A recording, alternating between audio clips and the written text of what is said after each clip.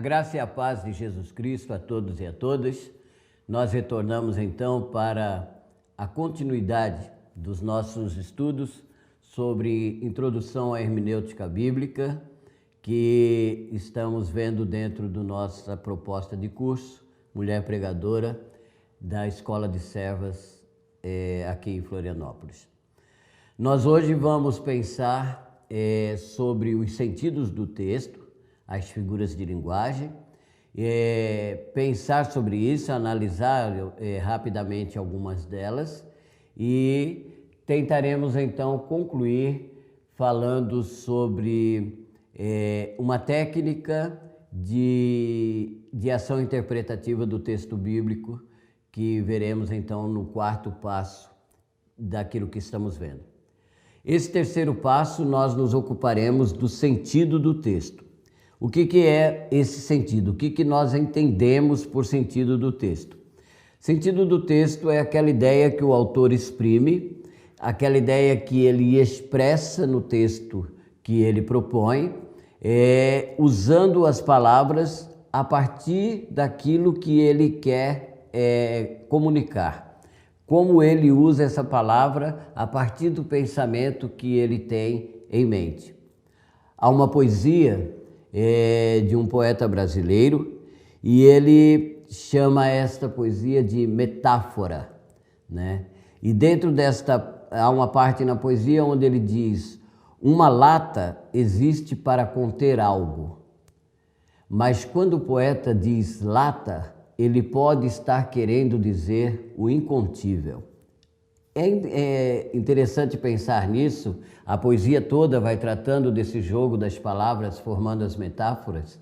E quando ele diz que uma lata existe para conter algo, ele está falando de uma lata num sentido figurado, no sentido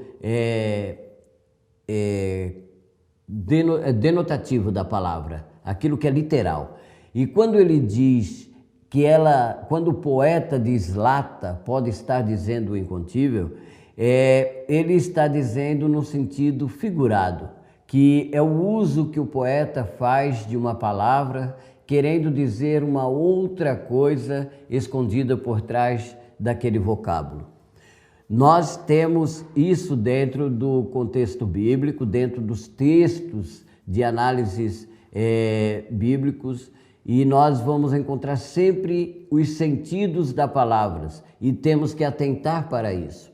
Nós veremos então duas formas ou dois sentidos em que eles se apresentam.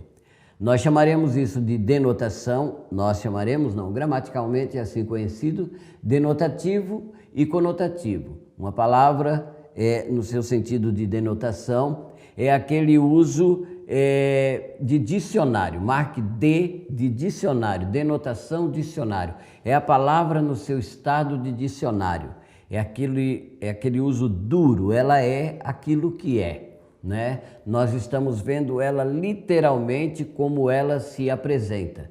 Você pode pensar em cadeira, e cadeira não interessando a forma, se ela é parecida com um trono ou se ela é uma cadeira feita com facão. Nós pensamos sempre naquela forma de alguma coisa onde se assenta com 4 pés, coisas dessa natureza. Agora, alguém pode falar, como se diz lá para o Nordeste, eu estou com uma dor nas cadeiras, querendo dizer que tem uma dor na coluna. Então, essa segunda parte é um sentido conotativo, se empresta uma palavra, né, que tem um sentido literal para apresentar ela de uma maneira figurada. Então, denotação é a palavra no sentido de dicionário, é aquilo que a palavra expressa, é o seu conceito expresso. E a conotação é o seu uso figurado. É aquilo que ela pode significar, é o sentido que o autor dá para ela dentro do texto. Aqui nós vamos usar duas palavras para entender bem isso. Quando eu penso em denotação, eu estou falando de significado. E quando eu penso em conotação, eu estou falando de sentido. Quando eu falo de literal, eu estou falando de significado. Quando eu falo de figurado, eu estou falando de sentido. Então, nós vamos entender essas palavras a partir desses dois conceitos. Vamos pensar nisso de uma maneira mais expansiva. A denotação é a palavra com seu significado restrito. É a palavra com sentido comum, é aquela que, como ela é encontrada no dicionário. É a palavra utilizada de modo objetivo, direto, né? De uma forma que é compreendida no seu sentido geral, e é a linguagem exata e precisa. Enquanto a conotação, aquilo que é figurado, a palavra vem com um significado, um sentido criado pelo contexto. O contexto da palavra vai dizer se ela está apresentando um sentido literal ou figurado. É como eu dizer que eu estava pingando de suor. Eu não estava pingando, né? Na verdade, o contexto, quando eu penso de suor, alguém vai pensar assim, não, ele vinha muito suado, ele estava com muito calor. Este pingando aqui, nós vamos entender de uma maneira figurada. Então, o contexto aponta o sentido da palavra. Nós temos a conotação quando a palavra está carregada de valores afetivos, sociais, religiosos, espirituais. Então, você vai ver, por exemplo, quando uma palavra com sentido religioso. Se eu falo ceia, dentro de um contexto de igreja, por exemplo, eu vou entender uma coisa. Se eu falo ceia num ambiente de gastronomia, vai se entender outra coisa, um horário de comida, um tipo de refeição, um momento de refeição. Então, o contexto em que a palavra é inserida, ela mostra se ela traz o seu sentido literal ou figurado. A palavra, no seu sentido conotativo, ela vai expressar beleza. Quando ela vem trazendo um sentido artístico, criativo, você encontra isso nos Salmos, quando os Salmos expressam. O livro de Jó é muito rico nisso, quando o livro de Jó traz palavras como relâmpago, trovão, tempestade, e a gente sabe que ele está jogando com essas palavras da natureza para mostrar uma ação tanto do sofrimento quanto quando às vezes fala de Deus. Então, a palavra num contexto poético, num contexto de poesia, ela traz essa beleza criativa, essa beleza artística. A conotação também vai mostrar que ela é rica de sentidos. E aqui nós vamos entender, já pensando nisso, nas figuras de linguagem. Antecipando isto, para falar das figuras de linguagem, elas são muitas, elas trazem muitos nomes diferentes, alguns até complicadinhos, porque elas querem trazer nos seus nomes os significados daquilo que a figura quer expressar. Então, não vem ao caso você decorar, você conhecer, a não ser que você queira, que seja um desejo, conhecer cada nome dele e aquilo que significa. Mas é interessante saber que eles existem e você guardar isso como um manual para estar ao seu lado, até para esse começo, esse processo de estudo. Isso você ter ao seu lado e saber, não, isso aqui é uma elipse, e o que ela é, e por que é. E você entender esse jogo de palavras, esse sentido que a palavra quer expressar ali. O nome dela pode até não estar gravado ou guardado contigo, você vai ter isso no seu manual. Porém, é interessante que você tenha o conhecimento de que aquilo não é uma palavra no seu sentido literal, que aquilo é uma palavra que vem expressando uma figura de linguagem, é uma palavra no seu sentido conotativo, é uma palavra figurada para expressar uma ideia por trás daquilo tudo dentro do contexto do texto que você está lendo. Interessante que você se ocupe disso. Nós vamos pensar agora sobre as figuras de linguagem. Figuras de linguagem que, como disse, são múltiplas, de nomes às vezes complicadinhos, mas que você precisa saber simplesmente que elas existem. Saber que elas existem e saber que elas estão no texto bíblico e saber que você vai ter que traduzir isso para um conhecimento, para na sua interpretação você saber, por exemplo, que quando Paulo diz não consultei carne e sangue, ele estava dizendo não consultei nenhuma pessoa humana, não consultei nenhum homem, não falei com nenhuma das autoridades apostólicas que estavam ali para eu poder subir a Jerusalém. Então, é entender isso. Quando você vai ler um texto profético, você saber que ali existem muitas palavras que elas estão no seu sentido figurado, né? Então, na sua interpretação, você vai precisar disso. Nós dividimos aqui 5 áreas de compreensão para nós falarmos a respeito das figuras de linguagem. Não vamos pensar em cada uma detidamente, mas nós queremos simplesmente apontá-las para que vocês, tendo esse material, tendo o livro-texto que nos acompanha, você possa consultar sempre que você estiver de posse do seu estudo bíblico, na interpretação do texto bíblico. Vale também apontar algumas obras que existem, né, e que estão aí à disposição para que você tenha um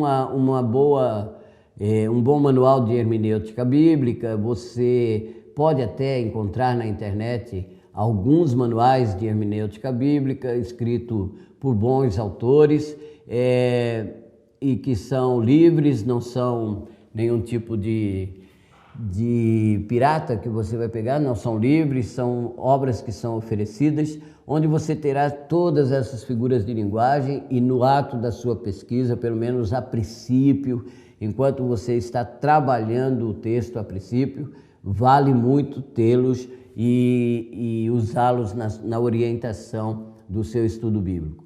Entenda que isso é tudo para a preservação da genuinidade do texto bíblico, da clareza e da nossa integridade para com o texto, da nossa responsabilidade e compromisso para com o texto, para nós sermos o mais fiel possível ao sentido original do texto.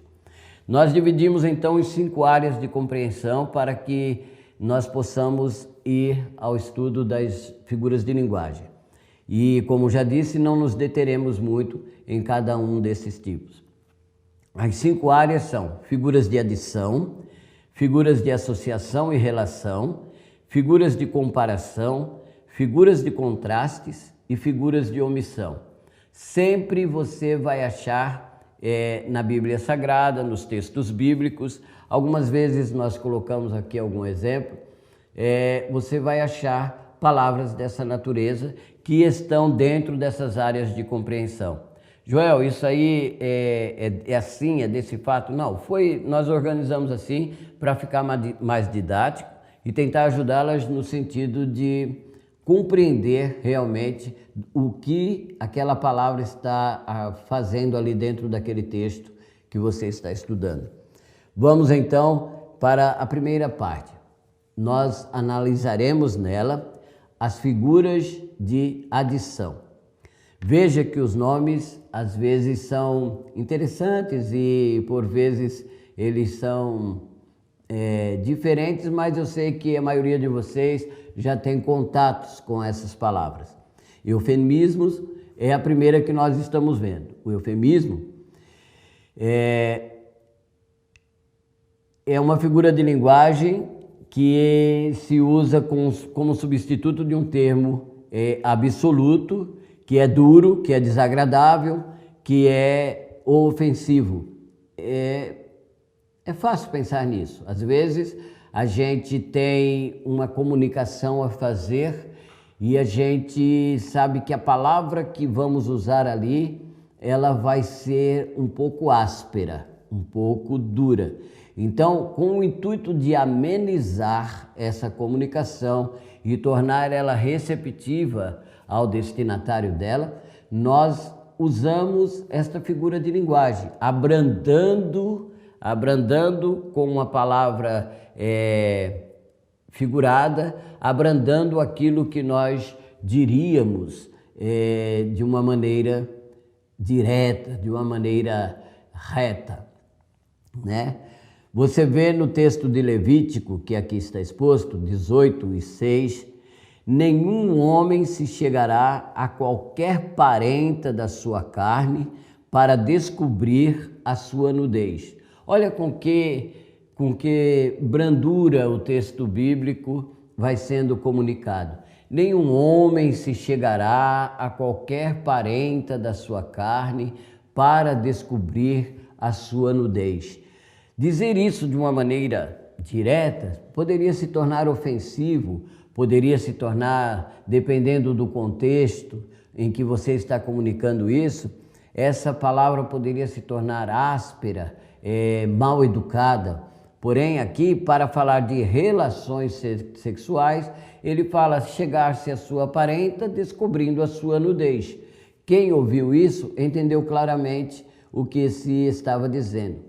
Esta figura, então, que abranda a aspereza da comunicação é o eufemismo, ok? Vamos então para a segunda palavra de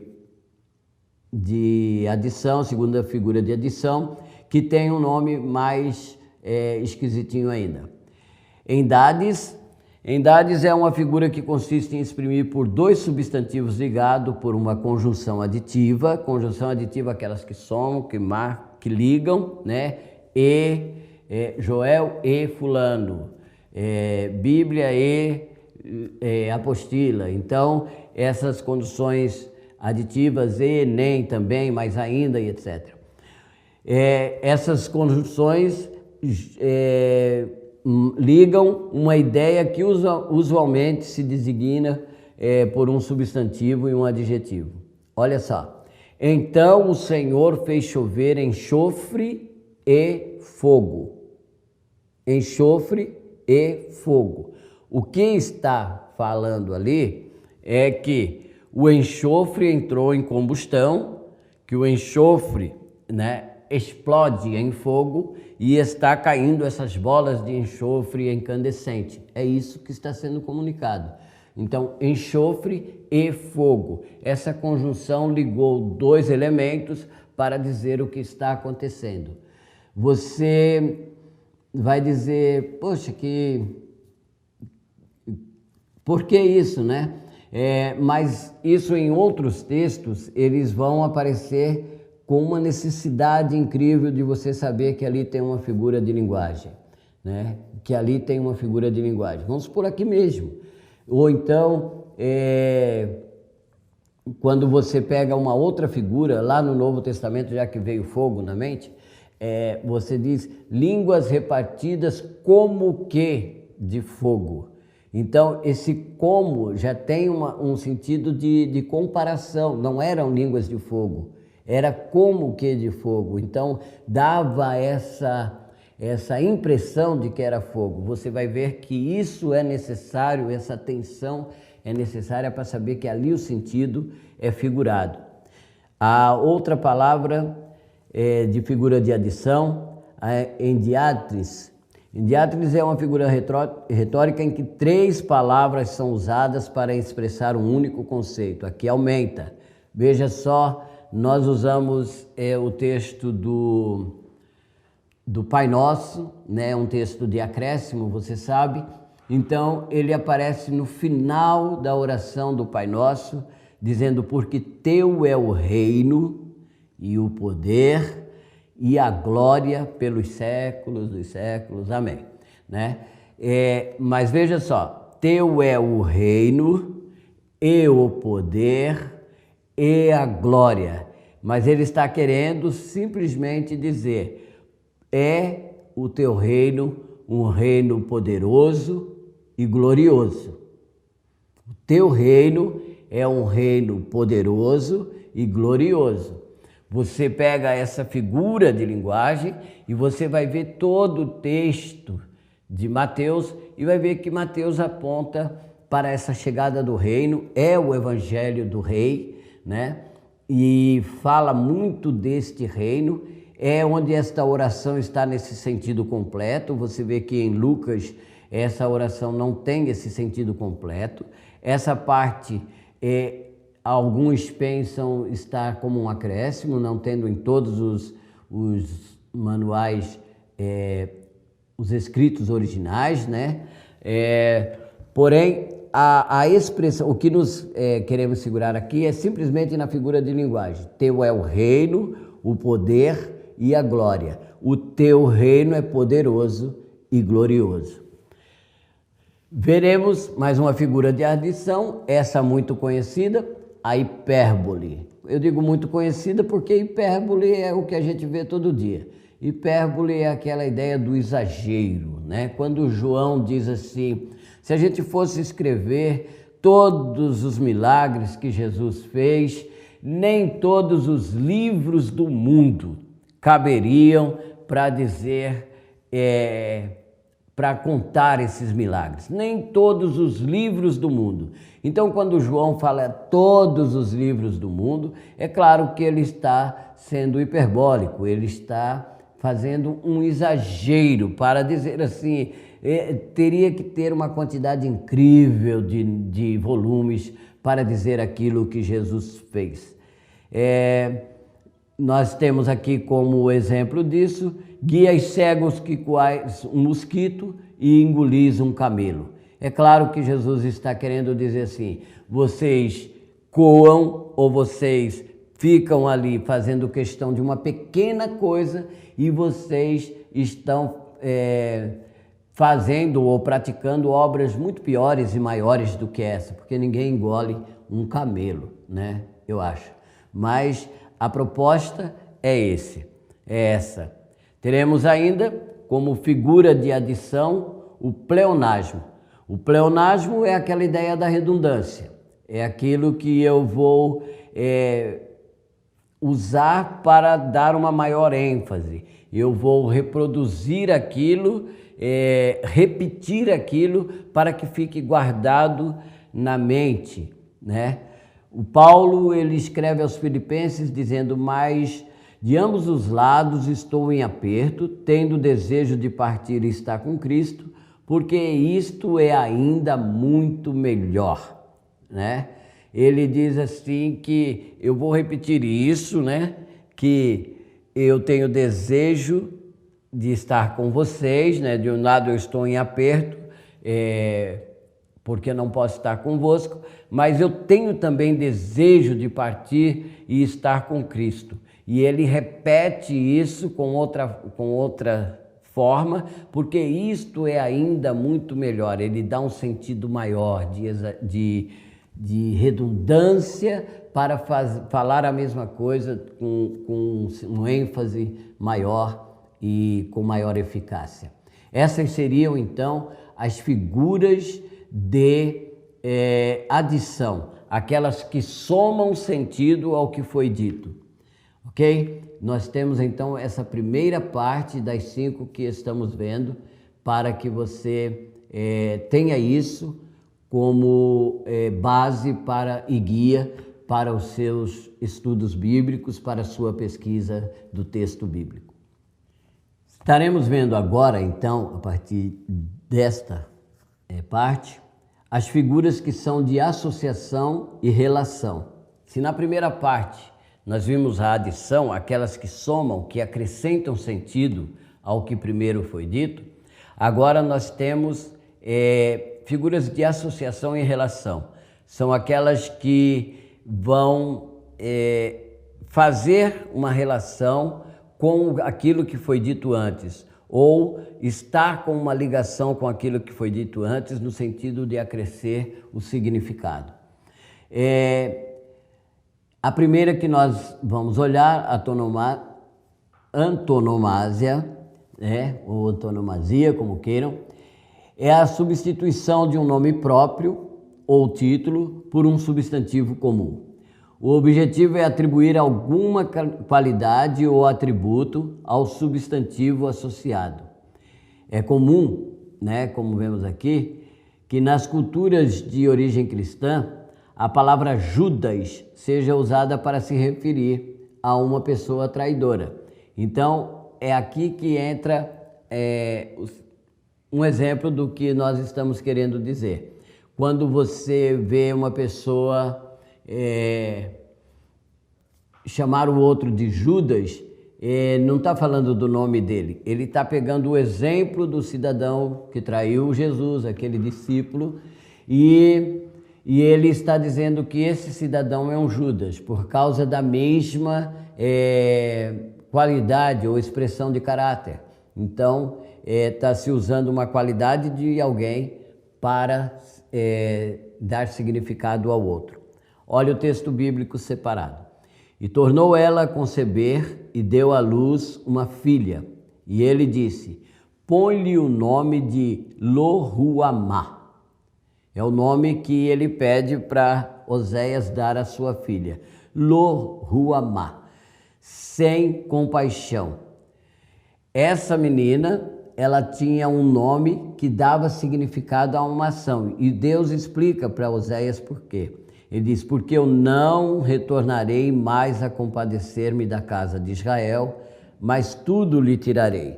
Então aquela menina era uma mensagem. Quando ele dizia Lo-Ruhamá, ele estava dizendo sem compaixão, não compaixão, não me compadeço.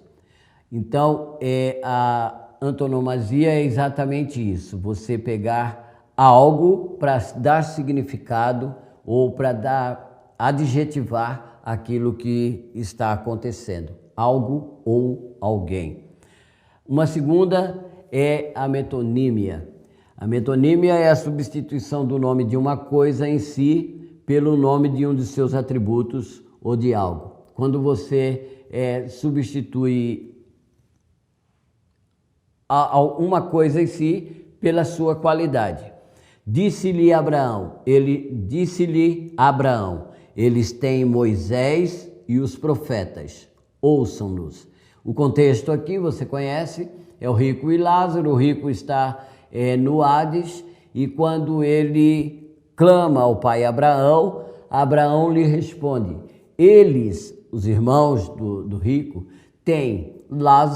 eles têm Moisés e os profetas, querendo dizer, eles têm os escritos, eles têm a lei de Moisés e eles têm todos os profetas de Israel que deixaram escritos.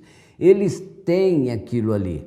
Eles atentem então para isso, eles ouçam então o que eles têm lá, chamando a atenção para a qualidade daquilo que eles têm, falando num sentido geral, apontando para os livros bíblicos.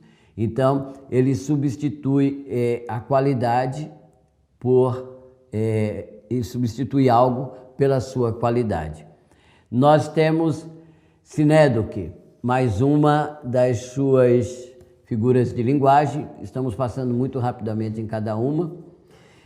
A sinédoque é uma parte que representa o todo, ou o todo que representa uma parte. Quando você pega algo para falar de um contexto abrangente, só uma coisa para falar de um contexto abrangente, ou você pega esse todo significando simplesmente uma parte.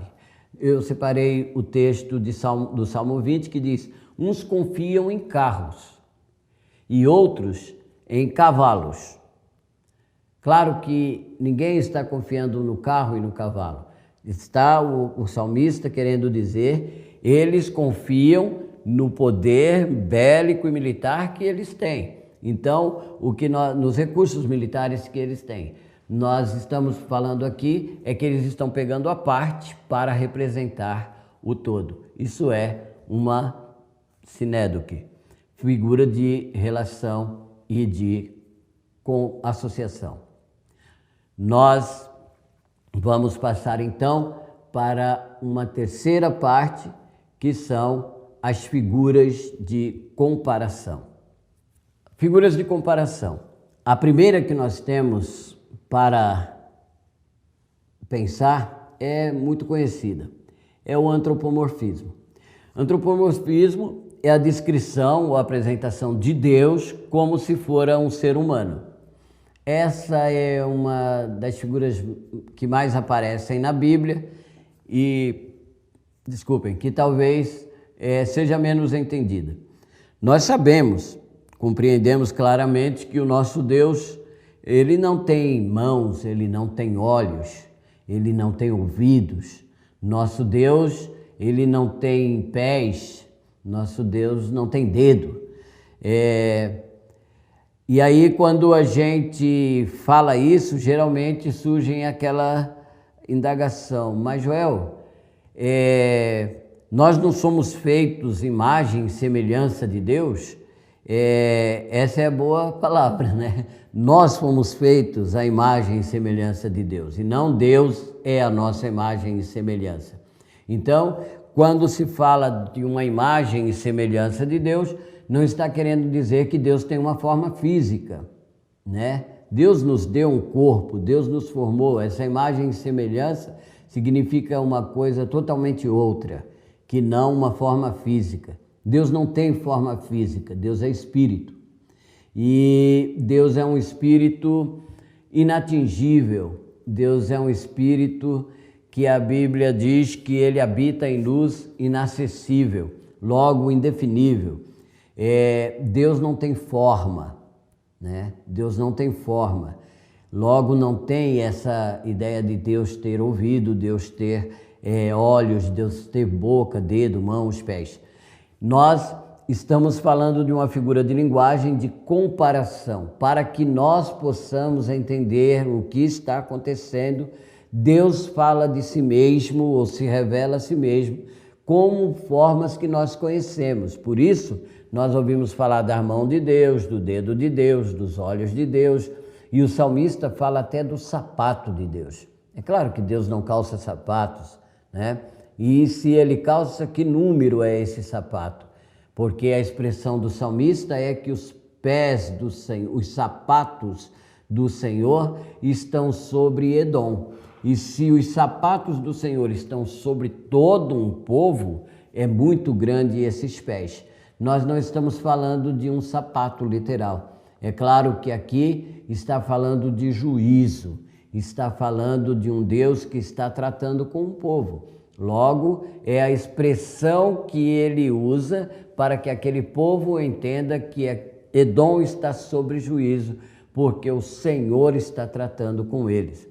O texto separado diz que eis que a mão do Senhor não está encolhida, para que não possa salvar, nem o seu ouvido agravado para que não possa ouvir.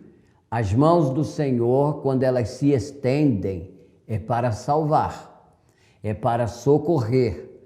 E ele mesmo diz de si, neste mesmo livro, quando o meu braço se estende para operar, ninguém pode fazê-lo voltar atrás. Ou seja, quando ele decide salvar, ele salva. As mãos deles não estão encolhidas, ou seja, ele está querendo dizer, eu continuo Salvador, eu não mudei. Quando ele diz, os meus ouvidos não estão agravados, ele diz, eu continuo sendo um Deus que responde, eu continuo sendo um Deus de providências. Mas, se você ler o texto a seguir, o versículo 2 de Isaías 59, vai dizer, os vossos pecados fazem divisão entre mim e ti. O Senhor está dizendo assim, o impedimento não vem numa mudança de natureza ou de propósito meu. Eu não mudei. O que acontece é que vocês estão em uma situação, vocês estão em um momento de pecado e isso impede que eu possa ser tratado. A ideia é tratá-los. A ideia ali é de pecado humano e santidade de Deus. Então, isso é o antropomorfismo, quando nós damos formas humanas para a divindade, a fim de entender a ação dessa divindade. Quando você vê um exemplo disso muito legal é no Novo Testamento, quando Jesus é inquirido pelos circunstantes de que ele estava repreendendo demônios pelo poder de Beelzebul, pelo chefe dos demônios. E Jesus toma uma posição muito dura e diz, olha, pecando contra o Pai, o Filho, o homem pode pecar e receber perdão, mas a blasfêmia contra o Espírito Santo, entendeu isso? A blasfêmia contra o Espírito Santo, ela é imperdoável. E ele diz, porque se faço isso, faço pelo dedo de Deus, né? Pelo dedo de Deus. Quando você vai no livro de Êxodo, você vê que o dedo de Deus está em referência direta ao poder de Deus. Então, quando o Senhor está falando lá no Novo Testamento que ele age pelo dedo de Deus, ele está falando do poder concedido à pessoa humana Jesus, concedido pelo Espírito Santo. E a blasfêmia está exatamente ali, em atribuir a espíritos outros, no caso ali demônios, né, aquilo que é a ação de Deus. Então a expressão dedo de Deus está se referindo a poder de Deus, né? Então isso é aquilo que nós chamamos de antropomorfismo. Uma segunda figura de comparação é o antropopatismo, muito parecido, porém às vezes meio confundido, né? Mas o antropopatismo não é quando nós damos formas humanas para Deus, mas pathos, emoção, pathos, paixão. Então, antropopatismo é quando nós atribuímos emoções humanas a Deus. Isso não é difícil de explicar, mas às vezes é difícil de ser compreendido. Nós estamos falando o seguinte, que Deus não tem essas emoções, essas variações de emoções que nós temos, né? Deus não é um Deus apaixonado, Deus não é um Deus que age por emoções. Nós estamos vivendo essa época, né? Quando nós atribuímos coisas à ira de Deus. Não, isso aí é a ira de Deus. Isso aí é maldição de Deus. Por exemplo, e aquilo ali é o amor de Deus. Deus não ama no sentido de que Deus não expressa esse sentimento de amor, né? Deus não ama. Amor não é uma coisa que Deus sente. Amor é uma coisa que Deus é a sua natureza. A Bíblia é clara em dizer que Deus é amor. Todo o seu movimento é de amor. Todo o seu movimento é de amor. Todo o seu movimento é esse movimento de acolhimento, de gratuidade, de trazer para si. Então você vai dizer, como explicar a ira de Deus, a maldição no caso?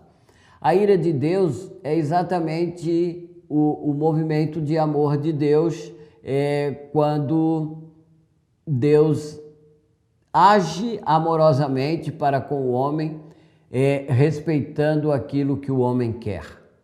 Respeitando aquilo que o homem quer. Deixa eu tentar explicar.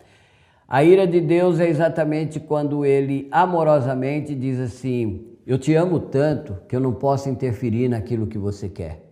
E você quer isso, tudo que eu posso fazer é te dar a parte da fazenda que você quer. A ira de Deus não é uma coisa que Deus faz para com o homem. A ira de Deus é uma coisa que o homem escolhe para si. É não querer viver este amor. E ele se afastar do amor que Deus é. E ele vai para uma terra longe. E longe de Deus é não amor. É não amor. É a ira. É padecer necessidades. É viver fora do espaço de graça. É viver, de graça talvez não, mas fora do espaço desta doação continuada de amor. Porque o homem está escolhendo para si um caminho que é longe de Deus. A ira de Deus é exatamente o que Paulo escreve aos Romanos. A Bíblia diz que quando eles resolveram deixar aquilo que era natural e fazer aquilo que era contra a sua própria natureza, Deus os entregou. Ou seja, Deus fez o seguinte: eu não estou dizendo que isso é o melhor caminho, você está escolhendo esse caminho. A Bíblia diz, Deus os entregou e eles começaram a viver conforme os seus próprios pensamentos, conforme os seus próprios quereres. Por 3 vezes, capítulo 1 de Romanos vai dizer isso, Deus os abandonou. Então, eles começaram a viver pelos seus próprios caminhos. E um homem que vive sem estar perto de Deus, ele está buscando realmente viver debaixo da ira deste Deus, que é exatamente a ausência desta mão amorosa. E aí ele vai entender que o caminho da mesa para o chiqueiro é só uma decisão. Ele decidiu ir lá para querer as bolotas que os porcos comem. Então, o antropopatismo é quando eu atribuo emoções que são minhas para explicar uma ação de Deus. Uma outra figura de comparação é apóstrofe. Apóstrofe é quando eu uso de uma maneira retórica uma palavra para personificar alguma coisa. O Senhor Jesus, Paulo, aos Coríntios, ele expressa isso quando ele grita o grito de vitória da ressurreição e ele diz: onde está, ó morte, o teu aguilhão? Onde está, o inferno, a tua vitória?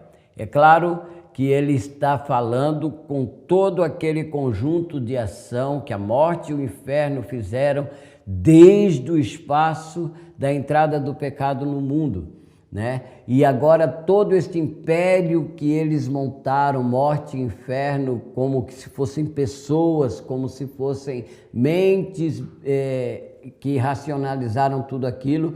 Paulo agora vê o episódio da ressurreição como uma vitória completa e pergunta a esses lugares ou estados: onde está tudo aquilo que eles fizeram?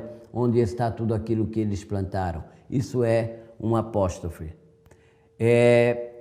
Temos ainda mais uma comparação, que é a metáfora.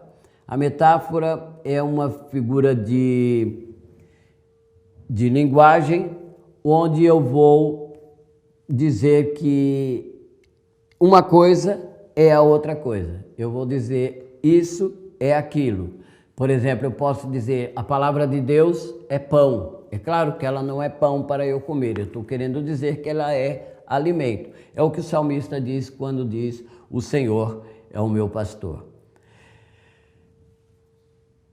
Temos a figura de linguagem que é a comparação, aqui é comparação, que é a personificação, onde eu vou dar qualidades e atividades pessoais a algo que é impessoal. Levantai, ó portas, as vossas cabeças.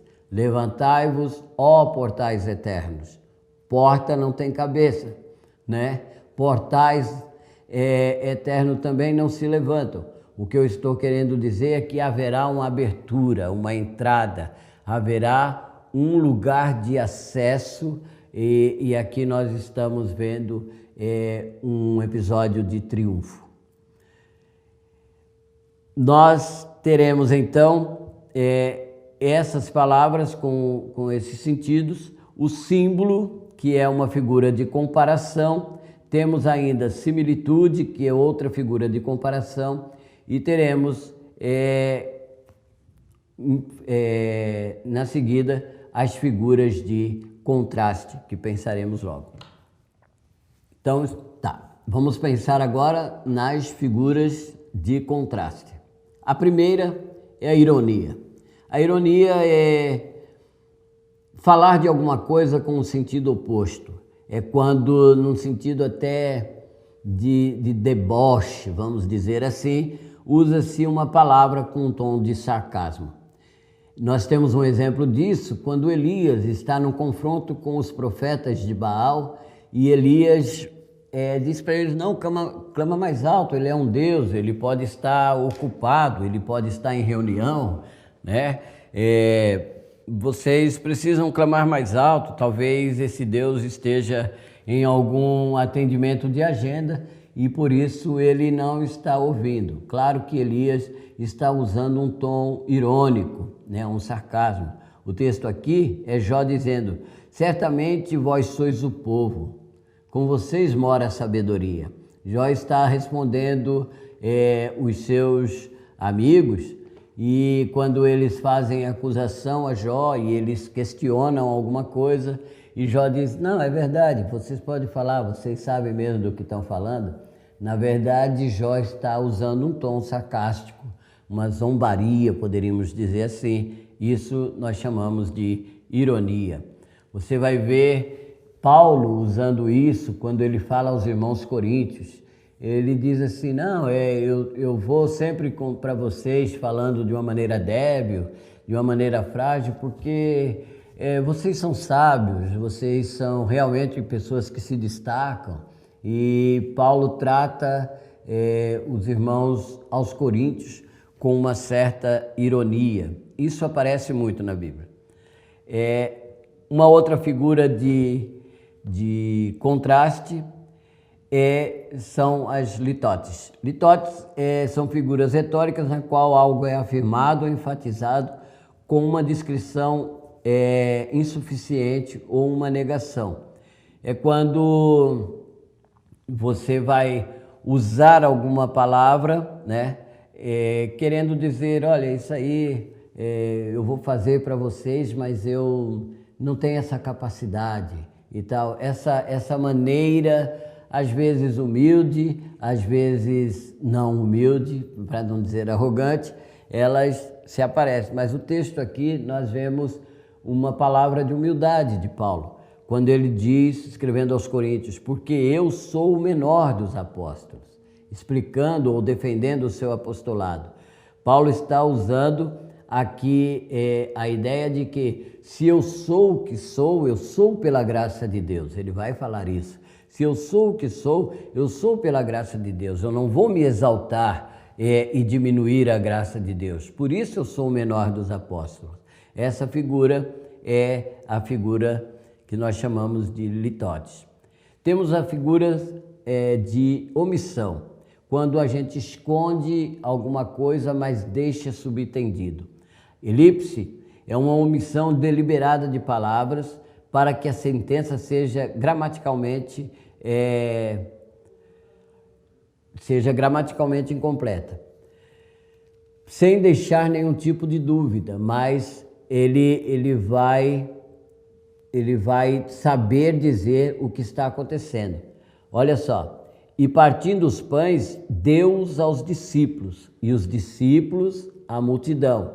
Ele não foi colocando e partindo os pães, ele deu aos discípulos, e os discípulos saíram repartindo e dando. Não, deu-os à multidão.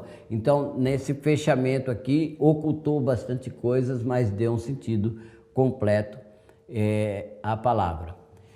Nós temos uma outra figura de linguagem, que é o seudma, e com ela fechamos, que é uma classe especial de elipse, na qual dois sujeitos ou objetos são unidos por um verbo ou particípio que corresponde apenas ao primeiro elemento, mas não ao segundo. Olha só, olha o que está escrito de Paulo aos Coríntios. Ele diz assim, com leite vos criei, e não com manjar. Com leite vos criei, e não com manjar. E nós temos aqui duas ações, duas coisas que fazem ação, mas Paulo está querendo dizer assim, ó, só leite eu dei para vocês, só leite. Manjar eu não tive condições de dar, porque vocês vão ver o texto, né? Ele vai dizer assim, vocês ainda não estão prontos para comer coisa diferente de leite. Paulo vai dizer, eu não pude vos alimentar com comida sólida. Eu dei leite para vocês e não com manjar.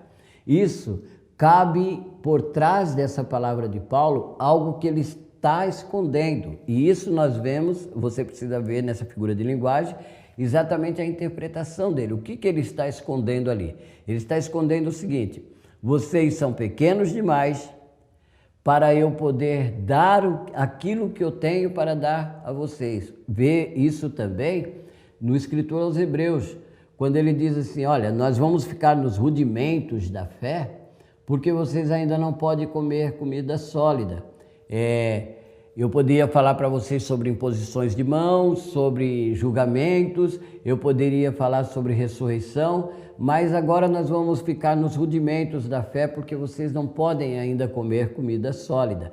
Então, com leite vos criei e não com manjar, ele está exatamente dizendo assim: eu não pude alimentar vocês com comida sólida. Nessa figura de omissão, ele omite as razões, as coisas, e deixa essa figura fazer o destinatário entender o que se está passando ali. Com isso, nós fechamos então o primeiro pensamento, essas 5 áreas das figuras de linguagem. Deus nos abençoe.